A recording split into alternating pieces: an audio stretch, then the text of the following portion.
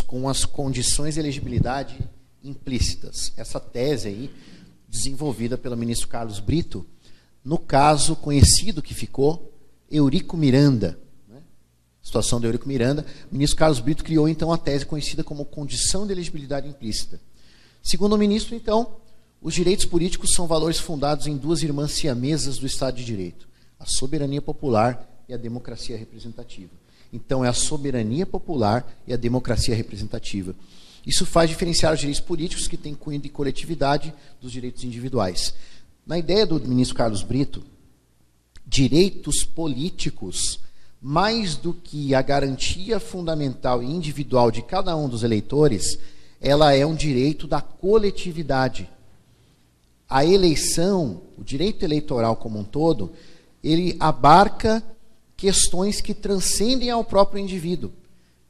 Afinal de contas, é por meio do processo eleitoral que se estabelece aquela hegemonia popular trazida na Constituição, em que todo poder deve emanar do povo.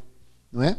Então, dentro dessa ideia, para o ministro Carlos Brito, os direitos políticos pertenceriam ao ramo do direito constitucional, ligado a valores e não a pessoas.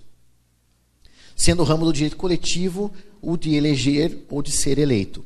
E aí a ideia de que o candidato, mais do que ter direito a ser candidato, a capacidade eleitoral passiva, ele pertence a uma situação de coletividade.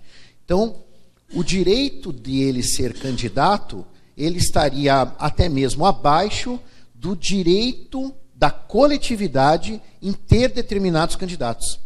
A coletividade teria direito, um direito coletivo, portanto, de ter candidatos compatíveis com a ideia de soberania popular e democracia representativa. É como se nós mudássemos o foco de direito individual do candidato em ser eleito para o direito que a coletividade tem de ter bons candidatos na eleição. Até porque a escolha, às vezes a gente pensa assim, nossa, o problema dessa eleição é que eu não tenho em quem votar. Essa é a ideia, né? Em quem que eu vou votar? Porque são todos corruptos, vamos dizer assim, né? Então, dentro dessa ideia é que estaria contido o direito da coletividade em já se ter para a pré-escolha candidatos decentes, candidatos que respeitam a moralidade pública, candidatos que têm o perfil necessário para garantir aqui a ideia de soberania popular e democracia representativa. Veja, é democracia, mas é representativa. Essa democracia não é a ideia de que qualquer pessoa pode representar os eleitores. Ela precisa efetivamente representar esses eleitores. E a soberania popular. Como é que você vai dizer que há uma soberania popular se o povo não tem condições sequer de escolha? Porque, dentre as opções, nenhuma é satisfatória. Então, é aí que você retira a ideia de uma condição de elegibilidade implícita dentro dos princípios de soberania e democracia. O titular dos direitos políticos não exerce, então, tais direitos para favorecerem imediatamente a si mesmos, como ocorre nos direitos individuais. Por isso, o voto é obrigatório. Quando tivemos a discussão sobre a obrigatoriedade do voto, o ministro Carlos Brito ele foi também um dos primeiros a dizer o voto tem que ser obrigatório. Não pode ser facultativo. Primeiro, porque nós não temos uma preparação política na população suficiente a termos o voto qualitativo, o voto facultativo. O voto facultativo, ele serve a uma população politizada, efetivamente politizada. Não serve a uma população como a brasileira, que ainda precisa ganhar campo dentro da ideia de politização. E, ainda, ele tem que ser obrigatório porque é um direito coletivo. Não é um direito individual, não é direito do eleitor em si, mas é um direito que é mais coletivo do que individual. Daí a ideia de obrigatoriedade do voto e a ideia da condição de elegibilidade implícita que vem no mesmo caminho. Então ali, referencia o ministro, para o eleitor o voto é a afirmação da soberania popular. E não a autenticidade do regime democrático representativo. Assim, o eleitor, quando vota, não satisfaz a si mesmo, mas a coletividade consubstanciada na própria democracia. Por isso, o voto é obrigatório. Para o candidato, este somente pode participar da eleição visando representar a coletividade, não representar interesses próprios. territorialmente por inteiro, consagrando a soberania popular. Por isso, é condição de elegibilidade implícita que o candidato tenha sua vida pública baseada na probidade ou moralidade, sendo que, então, aí a ideia, inquéritos civis, penais, ACPs, denúncias, poderiam impedi-lo de concorrer à eleição através da ação de impugnação de registro de candidatura. Então, essa é a tese da condição de elegibilidade implícita. Dizer que a ficha suja, aí traz a ideia da ficha suja, e aí nós vamos ver que a lei da ficha limpa, ela ficou no meio termo, né? Ela nem admitiu que inquéritos e ACPs ou denúncias ainda não transitadas fosse motivo de ficha suja, mas ela admitiu que pelo menos os julgamentos em segundo grau, ainda que não transitados em julgado, fizessem com que o sujeito fosse considerado ficha suja. Então, a lei ela ficou no meio termo, certo? Mas a tese mesmo é no sentido de que esses inquéritos e tais, e essas situações sem o trânsito em julgado, ou mesmo sem o julgamento de segundo grau, deveriam então fazer com que o candidato não pudesse se candidatar, tivesse indeferido já o seu registro de candidatura, por ser uma condição de elegibilidade implícita. É mais ou menos o que acontece com o direito da infância e juventude. Só para a gente fazer um paralelo, para ficar mais fácil de entender. Quando o sujeito pede a habilitação na lista de possíveis adotantes, por exemplo. Sujeito que quer adotar e quer entrar na lista de adotantes. Na lista de adotantes, quem tiver ficha suja, o juiz pode indeferir o seu cadastro de adotantes. Porque se entende que o direito da criança e do adolescente prevalece mesmo em relação ao direito individual daquele que quer adotar. Até porque o mero indício de que é possível que alguma criança seja colocada em risco já afasta o direito daquela pessoa de se habilitar para a adoção. É uma mudança de foco. É dizer assim, no direito penal, eu não posso considerar em malefício do acusado inquéritos policiais, evidente, no direito penal. Mas no direito da infância, ele vai ser considerado de forma maléfica. E no direito eleitoral, também assim o deveria, na visão do ministro Carlos Brito. Porque nós não estamos tratando de direito penal. Nós não estamos aplicando ao acusado em um processo criminal um inquérito civil como maus antecedentes. Não se trata disso. Se trata de dar aso aos princípios da soberania e da representatividade. Aí admitindo-se, então, que esses inquéritos e esses elementos de ficha corrida aí do candidato pudessem impedi-lo de se candidatar. Então, essa a tese que veio ser desenvolvida.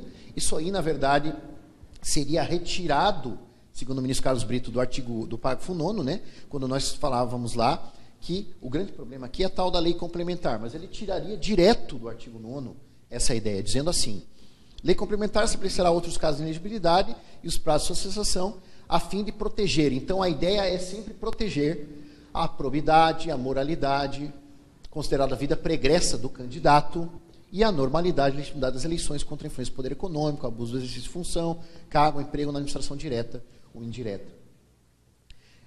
Então, o princípio estaria contido no parágrafo 9º, e do parágrafo 9º ainda seria possível, mediante lei complementar, estabelecer outros exemplos, mas estaria retirado da própria Constituição, essa tese do ministro Carlos Brito. Né? Aí a questão de ser ou não lei complementar seria tirado do próprio artigo, do parágrafo 9º. Então, não incidiria ali o princípio da inocência, seria refutada essa ideia, já que a aplicação é no direito penal e não no direito civil, no direito eleitoral. O princípio da presunção de inocência ou de não culpabilidade, ele é afeito ao direito penal. Então, nós estamos tratando de direito penal, estamos tratando de direito eleitoral, estamos tratando de eleições, então não estaria presente. A tese do ministro perdeu, então, por 4-3, nessa votação aqui do caso Eurico Miranda. Por conta desse quórum bastante apertado, é que essa tese ainda pode ganhar campo e é possível que venha a ser novamente levada aí à discussão. Aqui algumas conclusões. A condição de elegibilidade implícita não ofende o artigo 14 do 9º, pois trata de condição de elegibilidade e não de inelegibilidade. Né? Seria uma condição implícita. Não gera inelegibilidade, mas impede concorrer na eleição, já que os direitos políticos têm caráter coletivo. Não ofende também o princípio da presunção de inocência, por isso se aplica o direito penal e não a seara civil. Mas sabemos que o TSE não admitiu essa tese por um quórum bastante apertado. Não é? Então, só para ficar a reflexão, que isso ainda vai ser objeto de discussão. Nós teremos eleições agora e é possível que algumas coisas sejam levadas a juízo. Isso pode vir à discussão de novo, então é bom que nós conheçamos. Bom, as ações eleitorais, nós temos vários tipos de ações eleitorais, temos as mais conhecidas, mas na sua maioria as representações elas são inúmeras, nós temos várias representações. Vamos tratar aqui dos principais pontos das ações eleitorais e, ficando alguma dúvida, eu tenho um material mais completo que trata inclusive de direito de resposta, ação rescisória, tem um material um pouco mais completo do que esse que está com vocês, mas eu vou disponibilizar aí na área do aluno, aí no sisteminha. É uma apostila maior, mais completa, que poderia ser dada só para a área civil, aí, mas aí que vai tratar de algumas ações, por exemplo, direito de resposta, no caso de propaganda e aí por diante. Aqui nós vamos falar das principais e em algumas representações. Bom, vamos começar com a ação de impugnação de registro de candidatura. Né? É a primeira demanda, né, que surge aí no processo eleitoral. A partir do momento que são registradas as candidaturas, começam aí os prazos aí para impugnação desses registros e a primeira ação que nós temos contato aí no direito eleitoral é justamente a ARC, ou Ação de Impugnação de Registro de Candidatura. A legislação aplicável ao artigo 3º a 17 da Lei Complementar 64/90, certo? A finalidade: trazer ao conhecimento da Justiça Eleitoral a existência de algum empecilho à candidatura requerida, seja em virtude da ausência de uma condição de elegibilidade, seja em razão da presença de uma causa de inelegibilidade ou mesmo diante da não apresentação de algum documento indispensável ao pedido de registro de candidatura. Então, 3 elementos que podem ser veiculados na ação de impugnação de registro de candidatura: causa de inelegibilidade, condição de elegibilidade e documentos indispensáveis para a candidatura. Certo? Artigo 11, parágrafo 1º da Lei 9504 de 97. O rito está no artigo 3º e seguintes da Lei Complementar 64/90. A competência para o processamento é determinada pelo cargo pretendido. Certo? Então, se os juízes eleitorais eles terão competência para apreciar o pedido, caso os registros sejam de candidatura de prefeito, vice-prefeito e vereador.